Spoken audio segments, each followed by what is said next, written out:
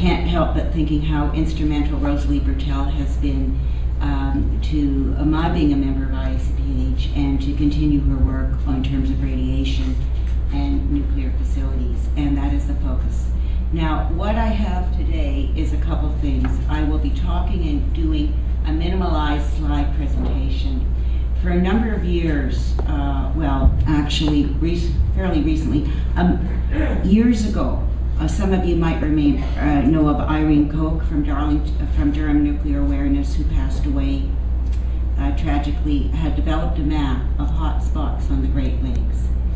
And that was the only map we had for a while. It was a good way of looking at what are all these different facilities that are on the Great Lakes. So after Fukushima, I was giving a talk in Oregon, and my talk was from Fukushima to the Great Lakes. And it occurred, we need a map, an up-to-date map to show the kind of facilities that are on the Great Lakes area, because it is astounding. So, as of yesterday, John Jackson from Great Lakes United and myself have been working furiously to get this map out. It's not officially released, but you're going to see it for the first time publicly. So, I understand that the vision here is not very good because of the light, but here it goes. Okay.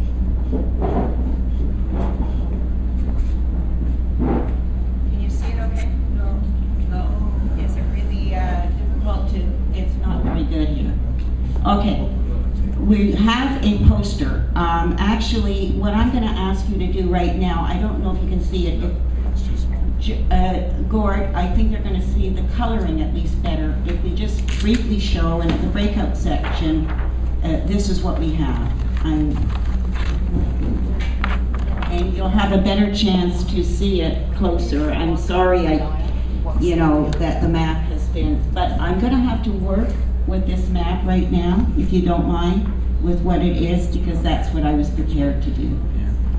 Okay? So, looking at it, I would ask you to focus on the sites. Everything else fade back into the background.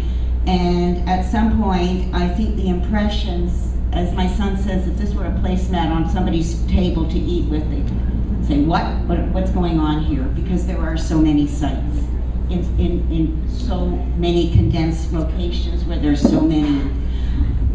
There's not one aspect of the nuclear fuel chain that isn't in the Great Lakes Basin, because from mining to processing to nuclear plants to waste, every site you see there is a waste site. So just to elaborate on this a little bit more, and like I said, I'm sorry for the vision here. There are in Canada, in Ontario, 18 nuclear plants operating. 18. There are plans to build 4 more at Darlington. There are plans. Okay, if I can do this. There's Pickering. There's Darlington. They've got 4 plants. There's plans to build 4 more. Pickering is the oldest nuclear station in Canada, dating back to 1971. There's 6 facilities running. It's reaching its end of life. They plan to expand it to reach another decade. It's ridiculous. Most of the nuclear plants, and you can tell, again, the map is not very clear by this symbol. The 18 in Canada, 20 operating in the States, were built decades ago. In the States, some of them go back from the mid-60s up. There's not a new plant on there. Every nuclear facility is a waste site. Every single one. From its high-level fuel, the fuel rods on. So also we have waste in Upper New York State here. A lot of this waste comes from the Manhattan Project. Piles and piles from weapons testing and so on, and from the development of the first nuclear reactor. This is this whole site there. And Rosalie Bertel was very involved in this kind of stuff and getting this information out. We have a number of closed sites. But because a site is closed does not necessarily mean it's sitting there with the waste like everything else. Over here, right in a suburb of Chicago, Willow Springs, lies a buried reactor. This reactor was was the first reactor to go critical, 1942. It was buried there a little bit later on. A buried reactor lies there. So that exactly isn't a healthy thing here. Now, each of these reactors, each one that is currently operating, has the potential to have an accident. We cannot ignore that. If Fukushima hasn't registered with our regulators, it should be registering with us. Fukushima, Chernobyl, 3 Mile Island, they're all there. 1 in 10 years, there's been a major disaster. And these disasters, just because there is a disaster, it doesn't end the day it happens. Radiation spreads and lasts, travels the globe and lasts. So it's something to keep in mind. These are the threats we see. And one of the things we thought with the map is maybe this makes it vivid for people what we are in, because a lot of this is not known. We need to build public awareness. Now, the last time anybody's ever looked at this in terms of government, the International Joint Commission, was way back in 95 to 97. Rose Lieberthal was involved in the study on an inventory of radiation at that time. And that's it. And there hasn't been another uptake since then, and a lot more has happened. I also want to draw your attention to the map up at the top corner there, which we call the inset map. You'll notice there are no facilities right now around Lake Superior, but that's important to note. Because if you can see this inset map, one of the big searches that are going on right now in Canada is a place to store high-level waste from the reactors.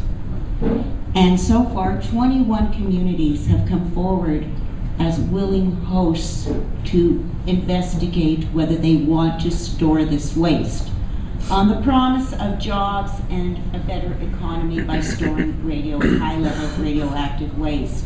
Now, any one of those sites could become it, or maybe there may pop in a new site yet. But if you see from the geography where they are, you see they're Great Lakes Basin primarily, there's a few in Saskatchewan, but there you see Lake Superior, again, being surrounded by a potential to store all the high-level waste in Canada.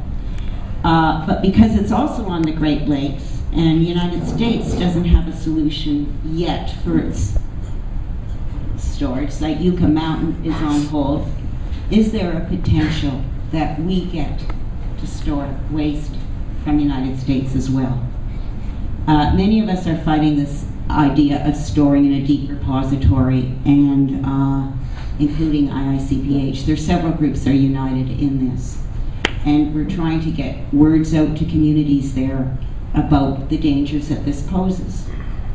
Now, I realize that there's a time element to what I'm going to be saying, but I just want to say a couple things more. Just out of awareness, Ontario now relies on nuclear to the amount of 58% for its energy. That has grown. Ontario has a policy to keep nuclear active and alive, regardless of the risks that it poses. And that must be fought on that basis. We have to get off into safer renewable resources. So somebody mentioned about economy here, and I'd like to quote, as I wind this up, from an economist named Benjamin Goldman from New York. Lasting pollution from radioactive waste is a kind of calculable oppression of the future generation. Governments and agencies responsible for sanctioning nuclear operations have made a rather odious gamble with human life, potentially resulting in millions of cancer deaths and similar non-fatal afflictions to innocent bystanders, many of them who have not yet born. This is discounting the value of untold number of human lives. Future generations will be forced to take man-made risks that have nothing to do with their well-being. And as Carl Sagan has said, a relative of mine, distant one, we are saying to our descendants that the waste we leave them are their burden, their lookout, their danger, because we couldn't be bothered to find a safer way to generate electricity. Now, my last slide, and I don't know if you can see this.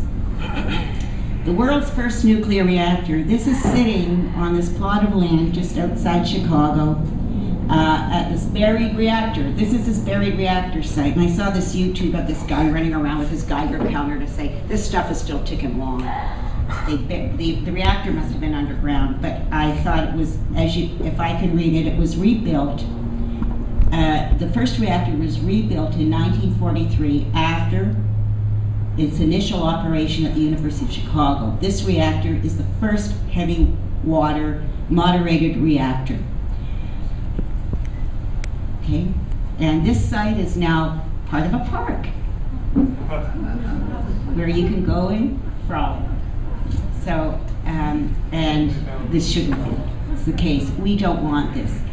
70 years plus since the first reactor went critical. We have no clue what to do with nuclear waste. And I will leave you at that. And